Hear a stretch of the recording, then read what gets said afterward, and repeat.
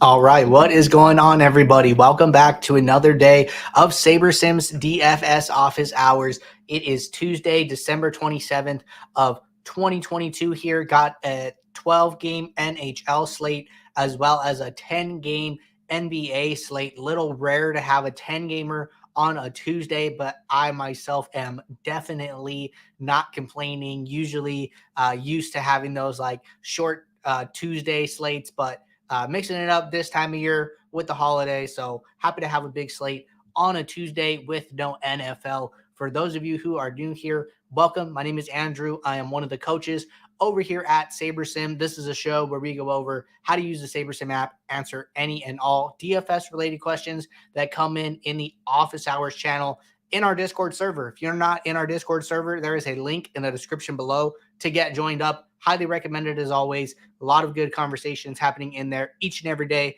A lot of sharp players in the community, as well as the SaberSim staff jumping in and throwing in their 2 cents on a range of topics. So really recommend that as always.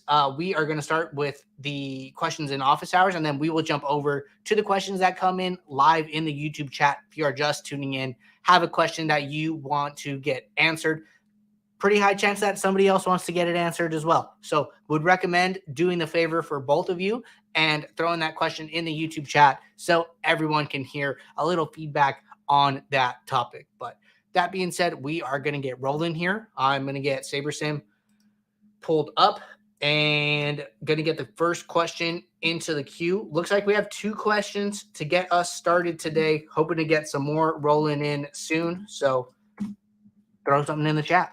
All right, first question here from CG in the Discord said, hey all, question, if I set a group rule, i.e. must use at least 4 from this group, will that apply to late swaps as well? The answer to this is yes, it will. So basically, late swap and a regular build are not that different, as in the fact that they are all abiding by the inputs in the home screen, right?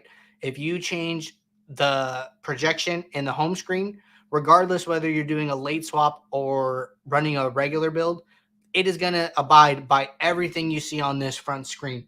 So that includes minimax exposures, that includes player filters, that includes lineup rules.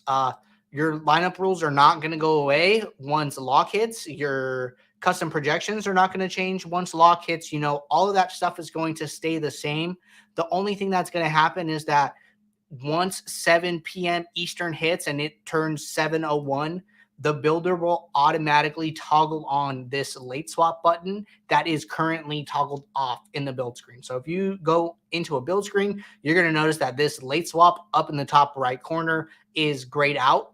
When this is toggled green, that means that the builder is going to abide, is going to basically do a late swap for you. And the way late swap is currently set up, it is going to rebuild each lineup one time. We are currently working on building out a pool of late swap lineups, which will be even more similar to how a normal build is built. If you late swap right now regularly, you're not going to be able to adjust projection, adjust exposures. You're not going to be able to apply min uniques. That is all coming right in the late swap pools that is currently in beta. So it'll be even more similar to how you're used to using the app. But really good question there. So, just so you know, we are not going to turn off any rules you have. If there's a rule that you have active, once lock hits, we're not going to turn that off, right? We're going to leave that rule on, and SaberSim is going to make sure that that rule is honored in the late swap. So just one more time for you there. That is how it works. And I see Naj wanted that question answered as well. So looks like that was a 2-for-1 there. Another question here from Naj said, do you prefer setting min-max exposures, filtering post-build? I think that, they both have their place, and I don't think it is a, one or the other type of thing. I think it's both, right? And I'm going to run a build right here, I'm going to run 500 lineups, get us something to work with. But, I think everything in the post build is there for a reason and has its kind of place or purpose, right? And it depends what you're doing, right? That's why we have so many different ways for people to do things. We have a diversification tool. We have minimax exposures for players, for stacks, for teams, and then now, we have filters. We have different lineup sorting metrics, right? All of these things are more or less important to different individual players, but we give everybody the opportunity to use them however they see fit, right? So, not saying you have to use them all, but I think each and every one has their place depending on what type of player you are, right? So, the way I usually like to come into the post build is I'm a big fan of the min uniques tool. I will usually increase my min uniques to something around 4 or 5, depending. I don't think there's a right or wrong answer. Also depends on the slate. Sometimes I can only get to like 2 or 3. Like that's totally fine. But I'm someone who likes to treat every lineup in my pool as viable. And I think this 5 is fine for the sake of the example here. And then, I will come in and spot check my exposures, right? I like to get those min unique players up first because this is closer to what I'm going to take with me into my contest. And then come in here and spot check some of this stuff. Am I okay with 80% Thomas Bryant? Am I getting any really big stacks that I don't want? Am I getting a lot of 4 stacks now? Usually trying to stay under a 3 stack, and then I'll look at, okay, what team am I getting a 4 stack of? Why am I getting a 4 stack of them? How many lineups am I getting 4 stacked? And am I okay with that, right? And if this was like one lineup, right, I'll usually just hit the magnifying glass, go and look at the lineup, and kind of see if I'm okay with that or not, right? So I want to give SaberSim the opportunity to give me the lineups it wants, and then kind of spot check certain areas within that set of lineups, right? So that's one way I think that using the min uniques, spot checking works. I think that, you can come in here, still adjust minimax exposures. If 80% of one player is just too much for you, that is a perfect time to use that. I think filtering is a really good option too, right? Maybe you want to filter out, the bottom, like the lowest projected score lineups, right? Maybe you want to filter out like a handful of them, right? So what I would do is I would come in here and I would hit like hide lineups with projected score less than I don't know what a good number is, maybe like 290.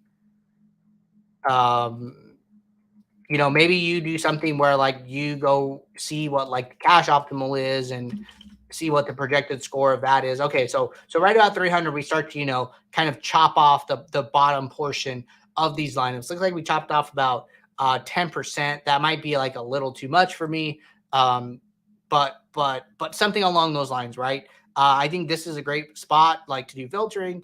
Maybe you care about the geo mean of a lineup.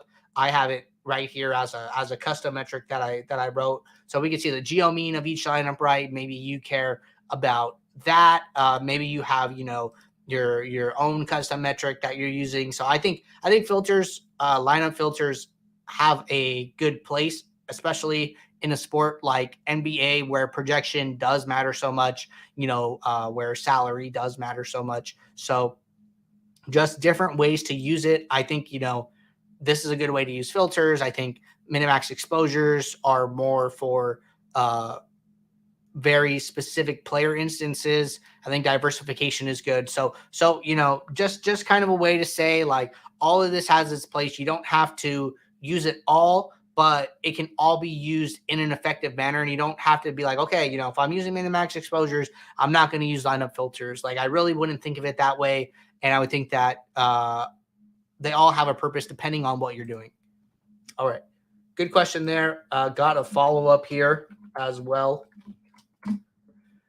This is our last question right now. If anybody has any questions, now is a great time to get them in. I know Tuesdays tend to be a little slow with only 2 sports and not 3, but always ready to answer some questions. And we got a big 10-game NBA slate, so happy to talk about some NBA strategy. All right. Follow-up from Naj says, do you mind showing us something you would do post-build using tonight's slate for an NBA 20 max, preferably piggybacking off test build for info? I mean, to be honest, I don't really run a test build that often. Usually I'm in a kind of a time crunch and I don't have time to, do like research builds and test builds and stuff like that. Just the way kind of my process goes. But what I just showed you is basically exactly what I would do like on a night to night basis, like increase my min uniques, spot check my stacks, spot check my projected players. I leave my projection filter all the way down here at 7, and I like to come in here and see who the lowest projected players are. It's set to 13 by default.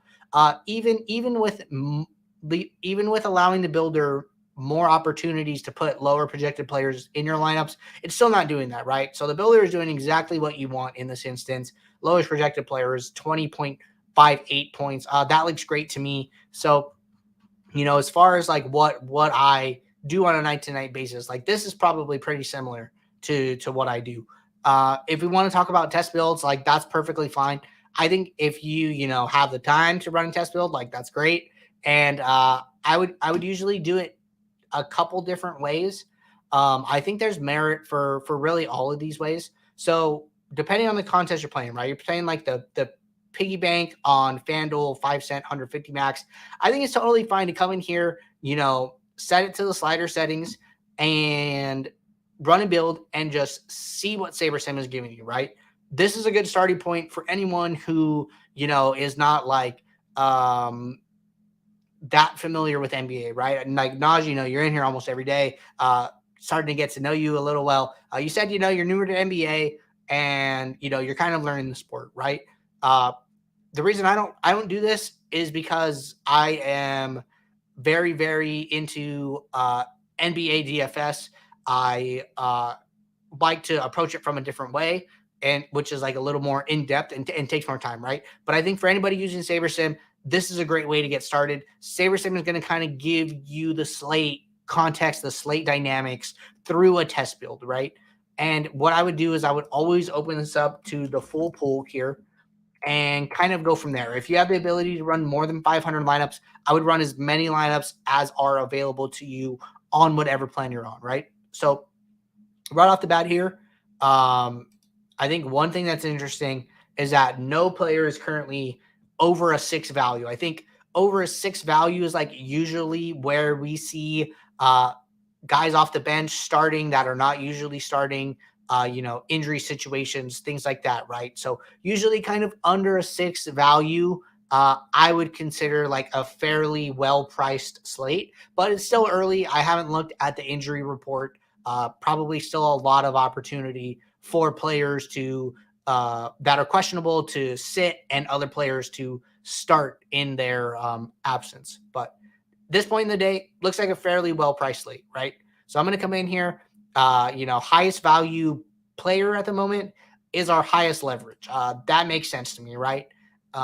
Not sure what the Lakers injury situation looks like. I know AD's been out. LeBron and Westbrook have sat or started, so not really sure what the entire context of the Lakers looks like. So this is somebody I'm going to note, right? Like, okay, look into Thomas Bryant, see what the Lakers look like, and then I'm probably going to come in here, look at a couple things, right? I want to look at the highest owned players and what their leverages are, right? So Kenyon Martin, 44% owned, 38% exposure in our test build here. Looks fine. Not that worried about it. Jeremy Sokan at almost, double the exposure compared to ownership. That's a lot, right? So he's somebody I might note down. Giddey doesn't look to be paying off his ownership here. Miles Turner is another one that stands out, right? You could also do this by looking at leverage descending as well as inverse leverage to see, who like the best and worst plays are, but remember, this is with correlation and ownership fade taken into account, right? So like this is who SaberSim wants to play given like adding correlation, given adding ownership. These are not our slate optimals, right? So this is what I would do for a test build, note some of these guys, right, that we're getting really high leverage to.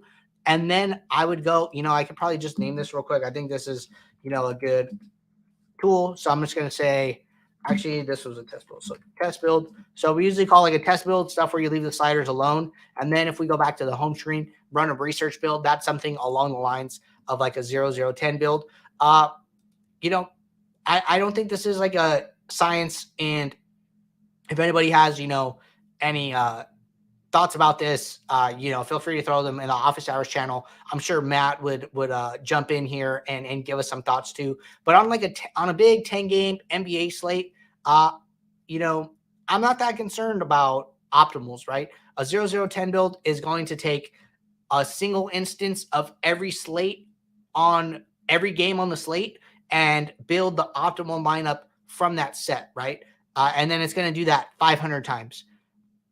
I don't really think you're going to, you're not going to need the optimal, and you're probably not going to find it on a 10 game NBA slate, right? So one thing that I have experimented with is running a 009 build for research builds on larger slates. This is going to give more instances, not just one instance, right? We are going to bucket more sims to build your lineups.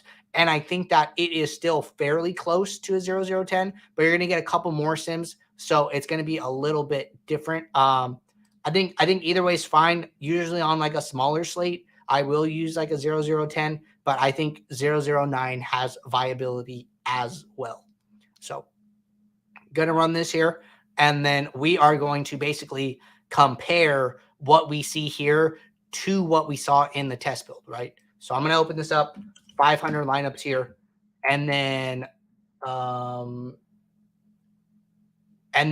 okay, Naj said he wanted to talk about this. I think, we could go, we're talking about both, right? I think they kind of work hand in hand. I think it all goes very well together. And then Naj said, I get very confused when I see high exposed negative leverage plays. Yeah, I think it's okay. I would, can't stress enough.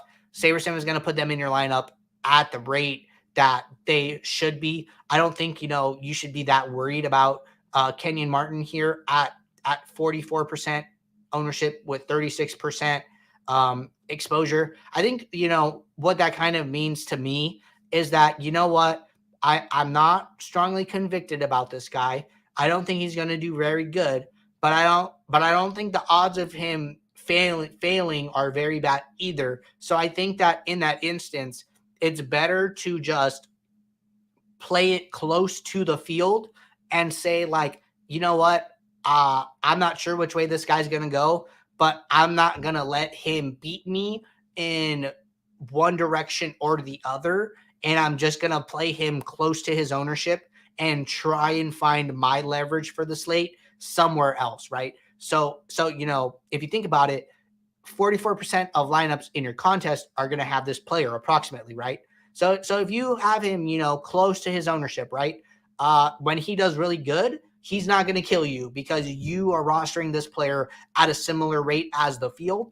But if he does really bad, then you are going like the percentage of your portfolio that's going to go down with him is the same as the same number of lineups is basically the same as every other player in the contest, right? Or like the ratio of your lineups to the contest lineups that are going to sync with this player is going to be at the same rate. That's probably a better way of thinking about it. So I think it's totally fine to just leave it where it is and then look for leverage other places where you can, make it up one way or another, have a stronger stance somewhere else. So that's how I feel about high owned, pretty neutral exposure or neutral leverage plays. I usually just let them be and then look somewhere else for my leverage on the slate. But back to what we were saying, right? Open this up to 500.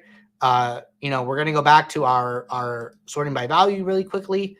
Still seeing a lot of Thomas Bryant, still seeing a lot of Jeremy Sokan, going back to ownership plays, still a little low on Giddey. All of this looks pretty similar to what we were seeing, a little less exposure to Turner. I think Turner, we were up in like the 20% leverage, a little less leverage. SaberSim decided that, with correlation and ownership metrics taken into account, you should play a little more of him. I think that's something to note. Maybe that's a little too much leverage for you and you want to play something closer to what we're seeing here. But I would definitely, usually if I run one, I'm going to run both. So if I run a 0010 or 009 build, I'm probably going to run a test build. That way I can compare the two. I think that, they kind of work hand in hand. And these are the types of things I'm looking for. Are the high leverage plays in one the same as the high leverage plays in another? Do we like the high owned plays better in one versus the other, and why? And then, remember those things when you go to build your final lineups. That is going to be part of your risk management portfolio strategy. And you can remember like, hey, I saw this thing in my test build versus my research build. Maybe I want to play it a little safer in this instance, and then maybe try to find my leverage in this other instance. So those are the things that I try to think about when doing research builds and test builds. Happy to hear any feedback, and let me know if anybody else has any questions about it. All right, got a question here from Rogue3. Rogue said, how often are you limiting team stacks and game stacks in NBA? I've noticed most binks are max 2 from the same team on 7+ game slates. Yeah, I think it's like a pretty common heuristic that most people do not use more than 3 players from one team in NBA. It's something that Max Steinberg has talked a lot about. We have videos with him talking NBA DFS at the beginning of the season. Would highly recommend checking it out over on our YouTube channel for anyone that is not aware of those videos. If you come over to our YouTube and then you go to how to beat NBA DFS in 2022, this is a video where Jordan interviewed Max, and they talked for like an hour, 45 minutes, answered a ton of questions. Something that Max has said that he does regularly, as well as other pros, according to his research. Not sure how he came to that conclusion, but seems like a fairly common heuristic in the NBA DFS world. So usually I try and abide by that for the most part, but I am definitely open to taking that on a case-by-case basis. When the Warriors decide to sit all their starters and it's like Jordan Poole, Kuminga, Kevin Looney, Moses Moody, Ty Jerome, and they only have like 8 guys available, like in those instances, yeah, I'm totally okay, stacking 4 on FanDuel, stacking 5 on DraftKings. So I think that it's more of a case-by-case basis. That's why I like to handle it in the post build. I'll do the things that matter to me most, like increasing my min uniques, and then I'll go and spot check and then say, okay, now I have this one Indiana 4 stack. Like, what does this look like? And am I okay with it? I think, a cautionary tale right off the bat is that this is literally the only Indiana 4 stack in my entire pool of 500 lineups. And, I think that, when you do things like increase min uniques, certain things are going to come out of that.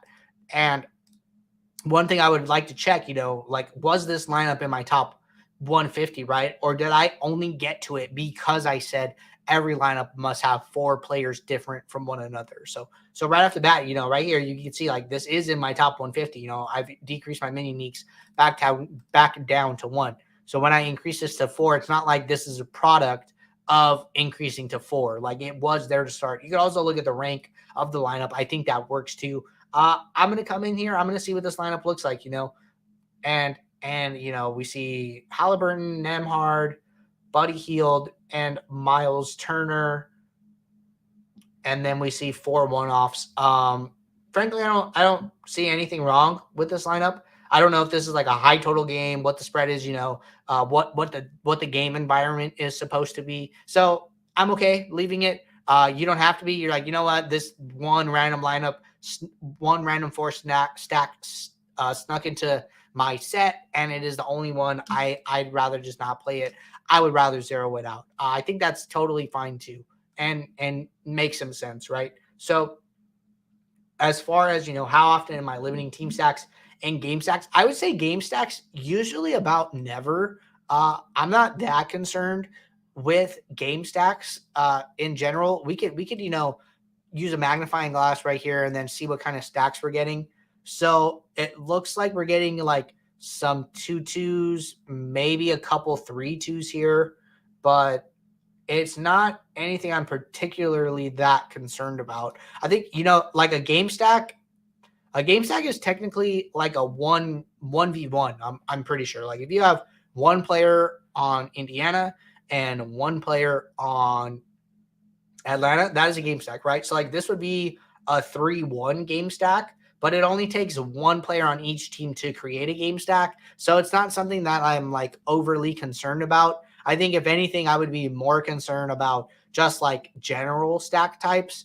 Like how many players do I have from one team or from one environment? A 2-2-2 like this means like you have two players from three different teams, or this one's like a 3-2-2. You have three players on one team, two on another, two on another. Not that concerned about it at all. But team stacks definitely checking out. And then if you are playing NBA on DraftKings does allow 5 stacks from a single team. It's pretty interesting. FanDuel has 9 roster spots and they only allow 4 stacks, but DraftKings has only 8 roster spots but allows 5 stacks. So less roster spots, more stacking on DraftKings. I think it is definitely something to be a little more aware of on that contest platform, just because that is like now becoming a very large portion of your roster spots. But good question there, Rogue. Gonna keep rolling here. Got a question from Uncrabby Cabby. Says, hey Andrew, how do you handle the psychological impact of losing 90 to 95% of the time, and why do you continue to play? I think this is a really good question, right? Frankly, I just really enjoy DFS. Been playing it for a couple of years now. Was a big poker guy, and just became like too hard to play. I think with poker, you got to be present every single hand, right? If you're not paying attention, if you're not paying attention to the hand, you're not making money, right? But with DFS, you could, aside from NBA for the most part, you could build your lineups and a lot comes and then all the games have to play, right? So that kind of opens up your evening. I'm a West Coast guy, so lock is at like 4. Baseball season's the best. All the lineups are out early. Get to spend some time with the family and still get to have like a sweat through the night. So those are things that like I really like about DFS, is a lot of the work is up front. Aside from NBA season when you have to do a lot of late swaps, I think NFL is like kind of on the same train as MLB. So it does save me time from what I used to do. And then second part, how do you handle the psychological impact of losing 90 to 95% of the time? I think that the way you handle it best is bankroll management. I think that, on any night, somebody can get hurt, right? And let's say tonight, I don't know who like the highest owned player is. What? Let's use NFL. I think NFL Showdown is a phenomenal example, right? So we have an NFL Showdown coming up on Thursday, Dallas versus Tennessee. Let's say somebody like Derrick Henry, right? Derrick Henry, going to be one of the highest owned plays of the slate. Let's say Derrick Henry gets hurt in the first quarter, right? Game starts, Derrick Henry gets hurt. That's going to sink like 80% of your lineups. That feels terrible, right? But I think if you're playing the right amount of bankroll on a night-to-night basis, if your reaction is not this, I think that you might be playing too much of your bankroll. So like if Derrick Henry gets hurt and you're just like, fuck, man, like that sucks, but whatever, like on to the next slate. Like if something bad happens and you can say, well, that slate's gone, on to the next slate, I think you're probably a little too invested, and it's gonna suck like immediately, right? It's gonna be like, oh my God, I just spent, the last 30 minutes to an hour building my lineups. But I think that, if you can't move on from it very fast, you might be too invested in it. And these things happen, right? I could name a bunch of times this season where this has happened. The slate with Mark Andrews and the Bucks, I had like a ton of Mark Andrews, and he got hurt really early after starting hot. The Nyheim Hines slate when he was with the Colts, when Jonathan Taylor was out, gets hurt on like the first drive of the night. The Kyler Murray slate and the Ramondre Stevenson one, where they both got hurt recently. Those things happen, right? Like that is why we tell people to play less of your bankroll in NFL Showdown. It's one game, and like so many crazy things can happen. Like we are serious when it's like, dude, like playing less of your bankroll is the best possible thing for you. So I think being responsible with bankroll management will allow you to continue to enjoy this, right? Like I thoroughly enjoy building DFS lineups, thinking about game theory, trying to it's competition, right? It's like it's a competitive game. I am really in it. I mean, well, one, I want to win money, right? But two, I want to like win. I want to be really good, and I want to be at the top of my contest and feel like I did something better than everybody else, right? So I think that you can do that and exercise bankroll management, and that is the best balance for continuing to play DFS for a very long time. But that being said, that's my best answer on Krabby Cabby. So let me know if you have any follow-up. All right, question for CC here. Is there any way to keep min uniques during the late swap step? I find the uniqueness offered by min unique is lost during late swap. So CC, currently there is no way to do it. We are testing out a version of the app where we are going to be able to rebuild every lineup more than once. And that will create a pool of lineups similar to how you build it normally. And that will allow you to adjust min uniques. So it is a limitation that we are working on, and we are hoping that the bugs and the kinks with late swap pools is fixed very, very soon, and we can push it out for all users. It is a little clunky at the moment and can be a little hard to use. It is available at beta.sabersim.com. You can just log in with your normal credentials and give it a shot, but I would be careful using it like really, really close to lock. Sometimes things happen with it, and we ask users who do use it that when they experience problems to use the report a problem link. That way we can get all of this worked out. So it's kind of like a use at your own risk type of thing. I would be careful using it in a time crunch and only using it when I have ample time to switch back to the normal version of SaberSim if needed. All right.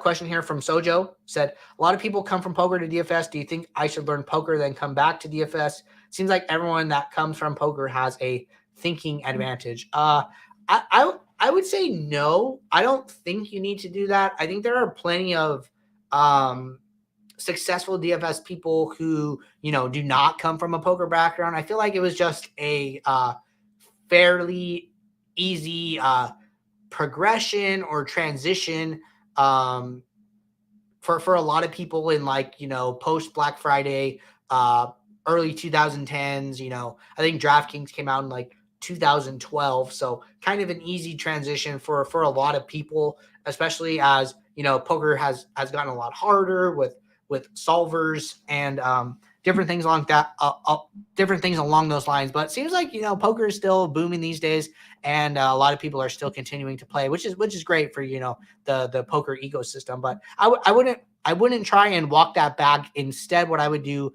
is just really try and, I think one of the best things you could do is consume a lot of content from a lot of different places. There are a lot of different, what do I want to call it? Companies, teams, SaberSim, Stochastic, Run Pure, ETR, Roto Grinders are a couple that come to mind right off the bat. I think that, Jordan Cooper has like his, theory of DFS podcast and course, and then he came out with an advanced course. Like when I started getting into DFS, that was basically what I did. Is I tried to consume as much content from as many different places as possible to kind of figure out my own thoughts, right? You come in, you don't have that many thoughts, you don't fully like understand the game. The best thing you can do is like go and learn from as many sources as possible, and then be like, okay, this guy said this, and then this guy said something that was different. Why is that? And kind of try and figure that out, or ask questions. In Discord communities, like like we have here. Like I at the start of every show, I talk about that. Join the Discord, jump in the channels, ask questions, start conversations. Like a great one would be like, okay, I was listening to Run Pierce's podcast and they said this, and then I was listening to Andrew on Office Hours and he said that. What do you guys think, right? And other SaberSim members are going to jump in, other sharp players in the community are going to jump in, and then you're going to create a dialogue. And like, that is how you learn, right? So try and find a good environment where you can ask questions and, be ignorant and not get made fun of like that. I think, people ask all types of questions and everybody is always so willing to answer it, from like the most basic questions to the hardest questions. Everybody is always willing to give their 2 cents and give some feedback there. It's never like, oh, get a load of this guy, like asking about unique rank. Like, no, it's never like that. Everyone's here to help and everyone wants everyone to get better if, they're willing to put in the effort on their own. So I think, Discord communities are a great place to learn, consume as much content as possible, and just focus on learning DFS. Don't go and try to learn a different kind of like trade to come back to DFS. I think you're better off just staying here and diving in the deep end. All right. Jumping back to Discord, got a question from Naj here. Question reads, when filtering, would you recommend managing mid-range and value players and trusting SaberSim with my studs, or the other way around? I have $53 left on my account. How many lineups should I make per day? Right now, I do the 25 and 10, 20 max. Should I do more? Really depends, what your true bankroll is, right? That is something you need to determine for yourself. Like if you're going to run out of money in your account and you're willing to redeposit, then whatever money's in your account is not your true bankroll, right? So you should really look at your bankroll as like a whole.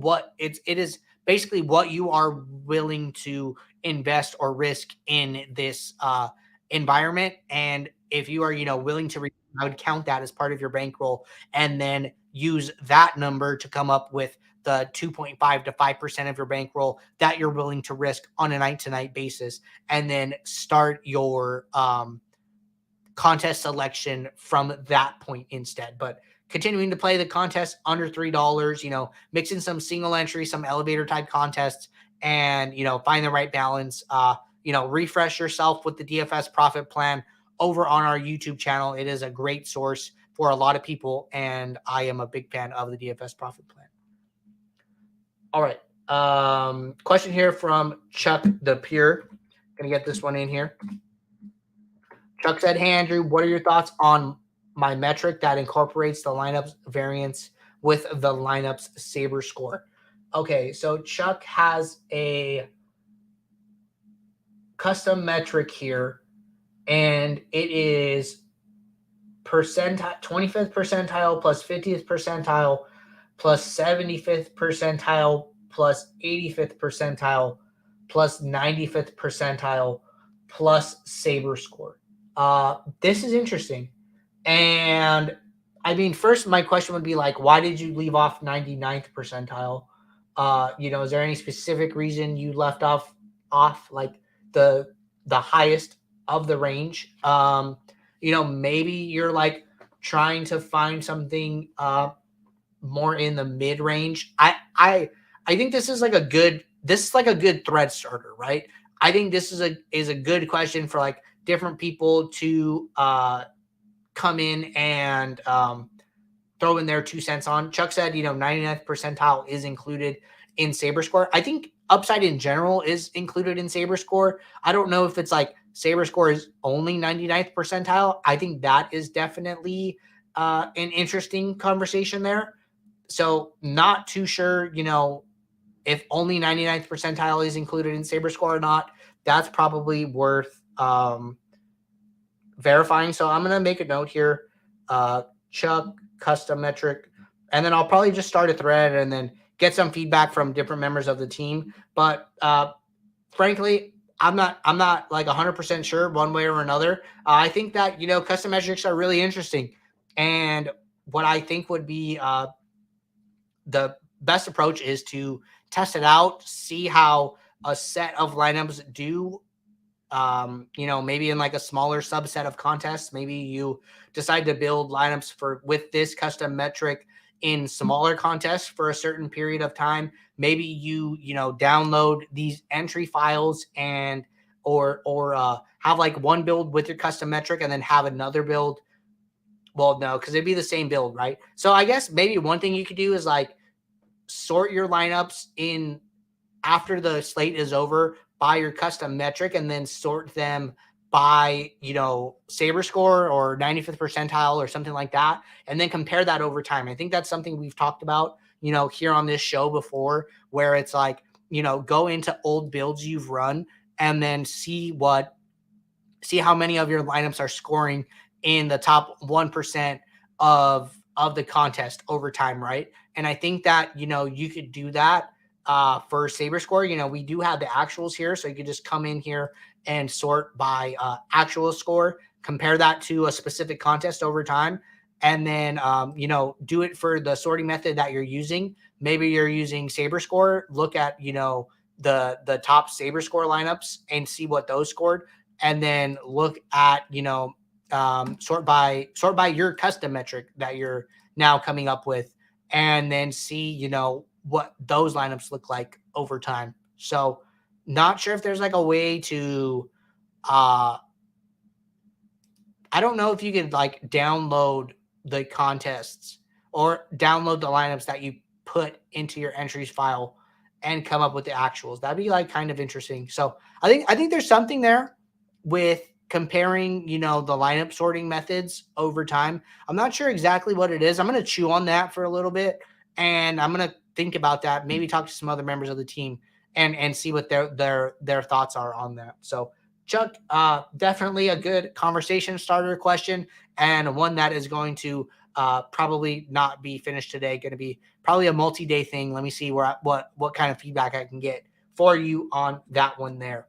But that being said, everybody, that was our last question. It looks like. Oh wait, I got one more right here from Naj. So one more from Naj after Chuck's. And Naj said, when filtering, would you recommend managing? Oh, maybe I didn't answer this one. I did put it in here.